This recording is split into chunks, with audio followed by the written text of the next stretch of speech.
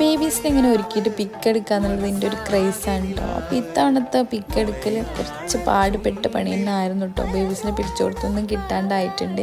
പിന്നെ ഈ ഒരു ഔട്ട്ഫിറ്റ് കണ്ടിട്ട് ഒരുപാട് പേര് ചോദിച്ചിട്ടുണ്ട് എവിടെ നിന്നാണ് എങ്ങനെയെന്നൊക്കെ ഇട്ടാൽ.